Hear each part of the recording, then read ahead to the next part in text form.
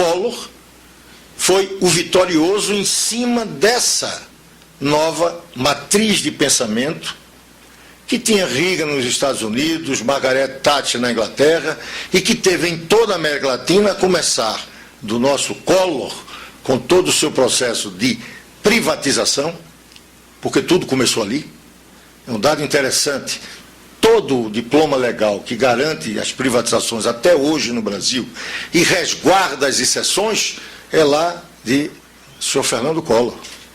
Resguarda aquilo que é exceção, Banco do Brasil, Caixa Econômica e Petrobras. Para a gente está lá. O diploma legal não é nenhum novo. Houve mudança constitucional no governo Fernando Henrique, do fim do monopólio, não do caráter estatal, mas do fim do monopólio estatal no petróleo. Fim do monopólio estatal nas comunicações e processo de privatização. Caixa Econômica e Banco do Brasil continuam até hoje. E o nosso Geraldo Alckmin sofreu as consequências de toda uma disputa política que ali foi envolvida. Mas isso é para dizer que esse processo econômico, essa visão econômica, fundamentalmente começou lá. E não teve solução de continuidade nos seus marcos fundamentais. Eu não saberia dizer, até porque não se teve condições, e essa é uma outra característica desse período. A esquerda brasileira não teve em nenhum momento condições de discutir que política econômica poderia ser diferente. Até porque a dificuldade da esquerda derrotada fazer um processo de revisão era mundial, não era brasileira. Só que no mundo, particularmente na Europa, a esquerda começou a discutir qual o seu papel nessa nova realidade. Não era reagir ao neoliberalismo num retorno ao estatismo. Não era defender, na nova realidade, pela derrota e o esgotamento do estado do bem-estar social, um retorno ao estado do bem-estar social anterior ou restauração de um verdadeiro socialismo que tinha se desvirtuado por um capitalismo de Estado e que Gorbachev havia traído no seu final. A esquerda no mundo, e a começar, e esse é um evento histórico que é muito esquecido pela esquerda, a esquerda espanhola, por exemplo, que viveu também uma transição de uma ditadura, ela entrou nesse novo mundo também revisando as suas concepções econômicas. Talvez a primeira esquerda a fazer um processo de revisão tenha sido os socialistas operários espanhóis, o PSOE, que ao ir para o governo, e não vamos nos esquecer a crítica que aqui no Brasil sofria esse movimento de revisão que o PSOE fazia na Espanha. Aquilo dali não era mais a esquerda, traía, e contando com isso, já um partido comunista que não estava mais no eurocomunismo de Santiago Carrilho, já tinha voltado à sua velha ortodoxia.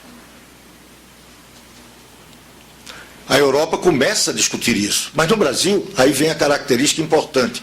No Brasil, esse debate foi quase interditado.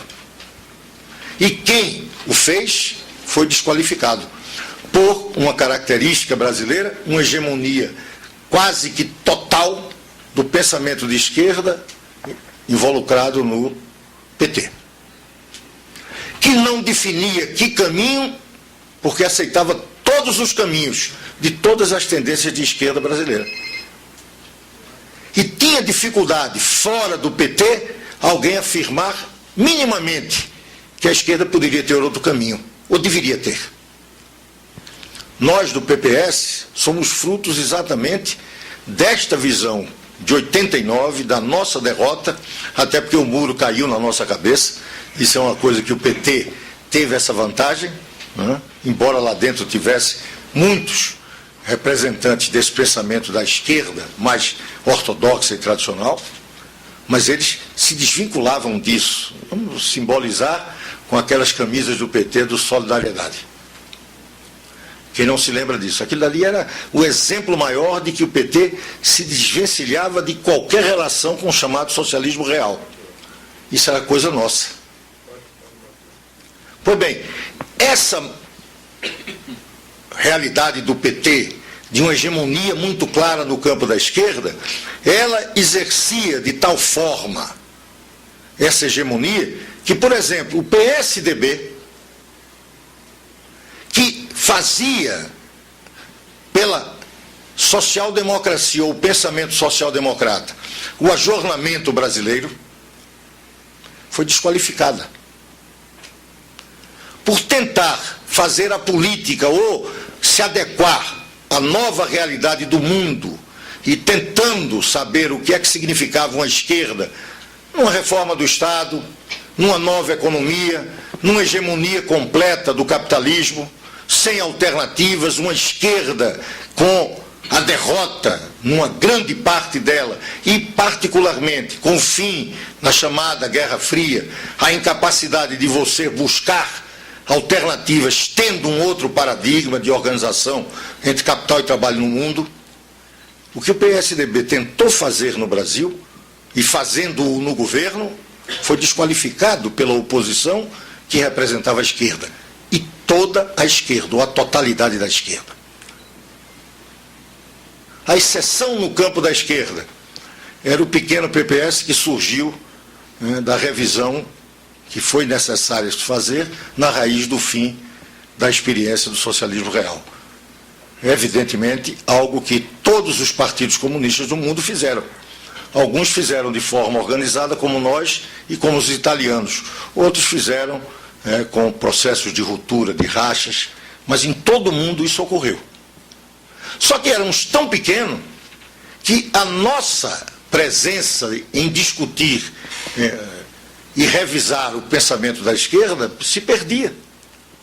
Eu aqui posso dizer quantos de vocês não ficavam imaginando, imaginaram, e ontem eu conversei com o Fernando Henrique, disse isso a ele, imaginavam que nós talvez fôssemos desaparecer e a grande parte dos nossos militantes pudesse ir para o Partido da Social-Democracia Brasileira. Por quê? Porque éramos pequenos. E nós ficávamos tentando ser independente ou afirmativo no nosso caminho frente a dois grandes blocos, PSDB no governo, representando um pensamento da esquerda que buscava fazer a sua profunda revisão, ou mesmo sem fazer revisão, até porque no Brasil não tinha revisão disso, até porque não tinha nada para revisar, era todo um processo de criação, mas num pensamento de esquerda, e isso nós sempre assim definimos, e do outro lado, um grande bloco hegemonizado pelo PT, em que outros partidos de esquerda eram satélites. Todo o debate no governo Fernando Henrique era um debate entre o governo do PSDB e sua aliança com o PFL e uma oposição hegemonizada pelo PT, aonde havia confronto total. Não havia a mínima possibilidade de uma discussão do que era o pensamento de uma esquerda contemporânea.